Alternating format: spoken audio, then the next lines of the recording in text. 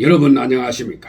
이충원입니다. 오늘은 2024년 7월 OECD 한국경제보고서 올해 한국경제의 성장률을 2.6%, 물가상승률을 2.5%로 보았고 리스크 요인과 정책 근거사항은 무엇인가에 대해서 말씀을 드리겠습니다. 방송에 앞서 아직 이충건 교수 방송의 구독자가 아닌 분은 동영상 아래 구독과 좋아요를 눌러주시기 바랍니다. 방송 제작에 큰 힘이 됩니다.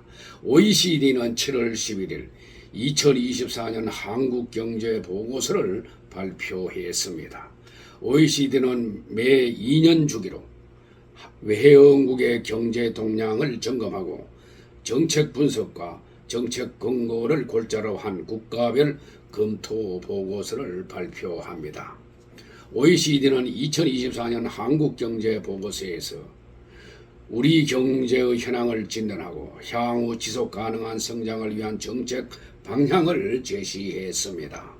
보고서는 한국 경제가 수출 회복에 힘입어서 성장세를 회복하고 있지만은 저출산과 고령화, 생산성 적자 등 구조적 문제가 해결되지 않았다고 지적을 했습니다. 우리나라의 GDP 성장률은 수출 호조에 힘입어서 회복세를 보이고 고용률은 높은 수준에서 안정적으로 유지되고 실업률은 낮다고 했습니다.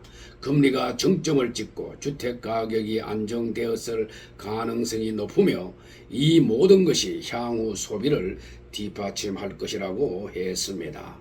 가계부채는 여전히 높은 수준이며 건설 관련 사업 금융은 금융 안정 우려가 되고 있다고 했습니다. OECD는 한국 경제가 반도체 등 주력 수출 품목의 회복으로 성장세를 되찾고 있다고 평가를 했습니다. 2023년 즉 작년 1.4% 성장에 그쳤던 GDP 성장률이 올해 2.6%, 내년 2.2%로 개선될 것으로 전망을 했습니다. 고용 상황은 안정적이며 실업률도 낮은 수준을 유지하고 있다고 보았습니다.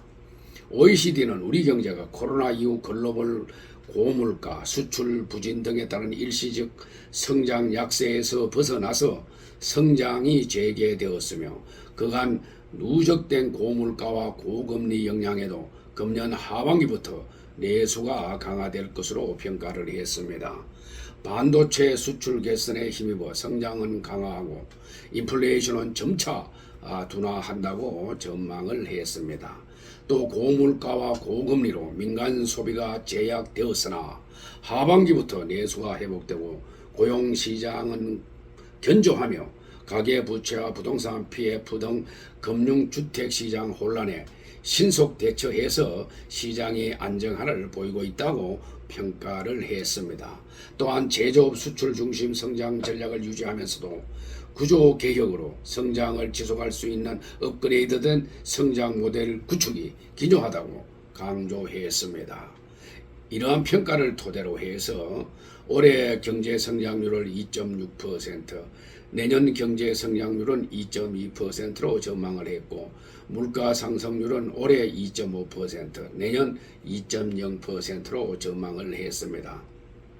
우리나라의 주요 무역 상대국인 미국과 중국 사이의 무역 긴장이 감지되고 있지만은 아직까지 경제적 타격은 제한적이라고 보았습니다.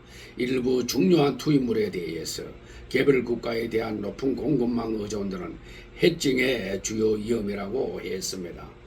민간 소비는 높은 이자율과 약한 실질임금 증가로 인해서 약세를 보였지만은 강력한 고용과 팬데믹 시대의 초과 저축으로 인해서 뒷받침되었다고 보았습니다.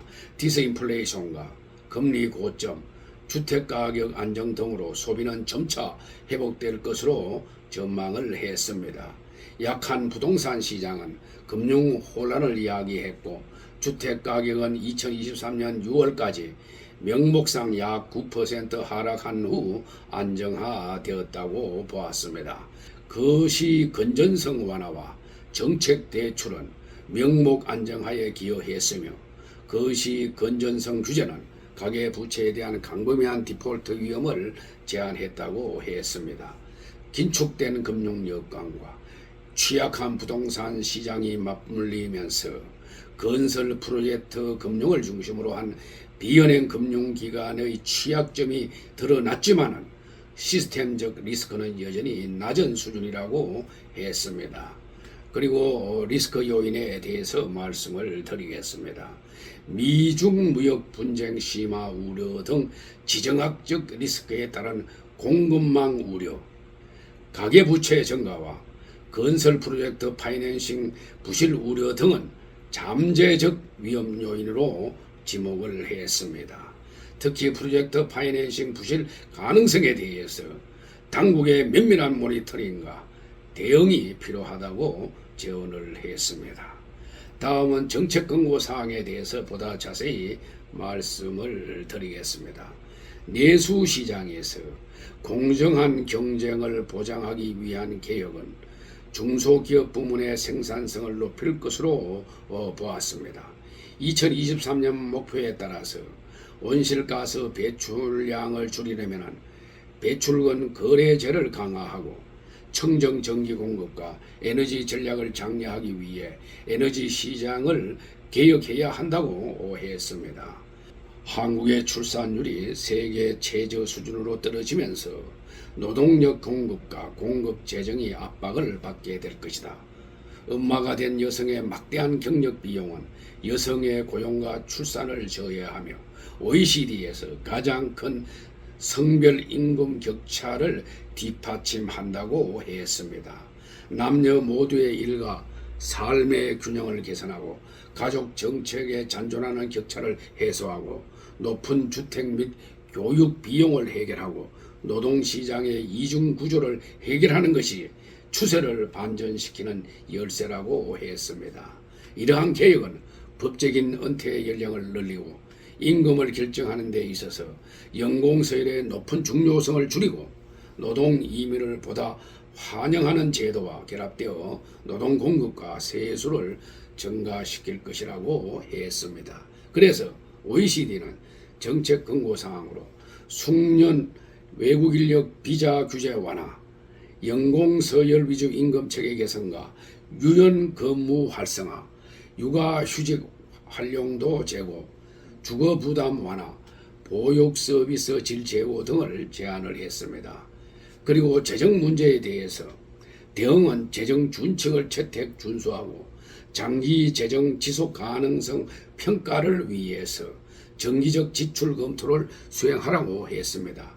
현 기조대로 2024년, 2025년은 재정 지출을 억제하고 인플레이션 하락 추세가 확인이 되면은 2024년 하반기부터 통화 정책을 완화할 수 있다고 했습니다. OECD는 대기업과 중소기업 간 생산성 격차 완화를 위해서 중소기업에 대한 보조금 지원 등을 엄격히 관리하고 시장 내 경쟁을 강화할 필요가 있음을 강조했습니다. 기업 규모와 관계없이 시장이 불안전한 경우에 한해서 정부 지원을 하고 기업 지원을 전담하는 공공기관이 운영하는 소수의 지원 프로그램으로 통합하라고 했습니다. 아울러 탄소 감축을 위해서는 배출권 거래제 선진화, 에너지 전략 등을 제한하고 에너지 탄소 배출 비용이 전력 공급 및 사용에 온전히 반영되도록 시장 기반 시스템을 강화하라고 했습니다. 인구 감소 대응을 위해서는 노동과 가족 정책 등에 대한 강범위한 개혁과 규범, 관행 변화 등을 제안을 했습니다. 공공직장 보육시설 확대, 민간 보육질 제고, 보육시간 연장 등을 추진하고 육아휴직 수당 상한액을 인상하고 대체율이 더 높은 단기 휴직 제도를 신설할 것을 주문했습니다. 또 노동시장 이중구조 개선을 위해서 정규직 보호를 완화하고 사회보험 가입을 확대하라고 했습니다. OECD의 정책 공고는 윤 정부의 역동경제 로드맵과 구조개혁 방향성 및 과제를 공유하고 있는 것으로 평가되며 정부는 이를 역동경제 로드맵 등 정책 추진에 참고할 예정이라고 했습니다. 오늘 방송은 여기서 마치겠습니다. 제 영상을 끝까지 시청해 주신 여러분들께 감사의 말씀을 드립니다.